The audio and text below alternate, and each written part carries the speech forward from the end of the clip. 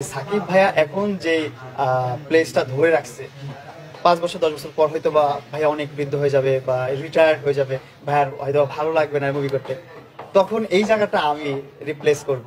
আমি মনে করি যে রিপ্লেস করার মতন আমি সব দিক থেকে আছি মোটামুটি পারফেক্ট, কারণ আমি দেখি না বাংলাদেশে আর কোনো হিরো আছে। শাকিব খানের পর যদি কেউ সুপারস্টার হয় সেটা আমিই হব। একজন হইতেছে সাপ্রি টিকটকার ওরফে সেলুন ব্যবসায়ী, যাকে সহজ ভাষায় কনভার্ট করলে হয় নাপিত। আরেকজন হইতেছে পাবনা পাগলাগারো থেকে পালিয়ে আসা ভুর পাগল। এরা দুজনের স্বপ্ন দেখে নেক্সট শাকিব খান হওয়ার। কি ভাইয়া বিষয়টা হাস্যকর না? ভাইয়া বিষয়টা হাস্যকর হলেও একটা জিনিস কিন্তু বাস্তব, এদের ব্রেন এদের মাথায় না, এদের ব্রেন আছে এদের পাছায়। তখন এই জায়গাটা আমি রিপ্লেস করব। আমি মনে করি যে রিপ্লেস করার মতন আমি সব দিক থেকে আছি মোটামুটি পারফেক্ট, কারণ আমি দেখি না বাংলাদেশে আর কোনো হিরো আছে। ভাই আমার নিজেকে দাবি করে শাকিব খানের নেক্সট ভার্সন নিজের সেলুনে আইসা মিররের সামনে দাঁড়াইয়া প্র্যাকটিস করে আমি একদিন শাকিব খান হব। আর ওইদিকে কাস্টমার চিল্লাই বলে, এই শালা নাপিত, আগে আমার সেভিংটা শেষ কর।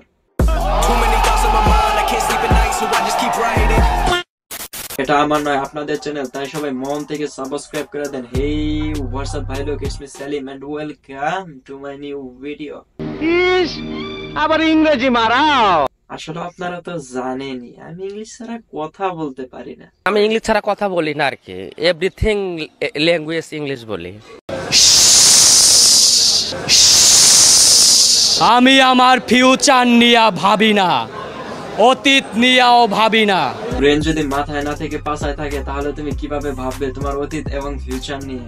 ঠিক বলেছো তুমি ঠিক তো দাও কেন? আমি আমার ফিউচার নিয়ে ভাবি না, অতীত নিয়েও ভাবি না। ওর মাথার চুলগুলা যেমন গো কালার, ঠিক তেমনি ওর ব্রেনটাও পাছায় থাকতে থাকতে গো কালার হয়ে গেছে। এর জন্যই ওর অতীত এবং ফিউচার নিয়ে ভাবতে পারে না।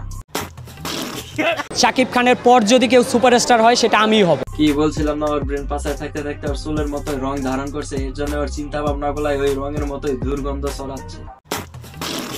শুরু করব ধামাকা দিয়ে, একটা মুভি দিয়ে শুরু করব, তারপর আর থামবো না, তারপর চলতেই থাকবে।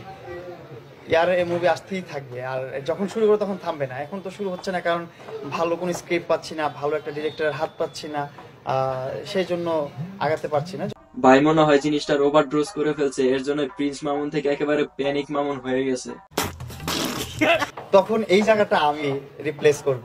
আমি মনে করি যে রিপ্লেস করার মতন আমি সব দিক থেকে আছি মোটামুটি পারফেক্ট, কারণ আমি দেখি না বাংলাদেশে আর কোনো হিরো আছে। ভাই আপনি যদি সুপারস্টার হতে চান তাহলে আগে অ্যাক্টিং শিখেন, তা না হলে আপনার সেলুনের দোকানে একটা ক্যামেরা রেখে দিবেন আর বলবেন, sir next customer ready, camera on. শুরু করব ধামাকা দিয়ে, একটা মুভি দিয়ে শুরু করব, তারপর আর থামবো না, তারপর চলতেই থাকবে। প্রিন্স মামুন, তুমি নিজেকে যেখানে দেখো সাকিব খানের নেক্সট ভার্সন, আমরা সেখানে তোমাকে দেখি একজন সাপ্রি টিকটকার এবং সেলুন ব্যবসায়ী হিসাবে।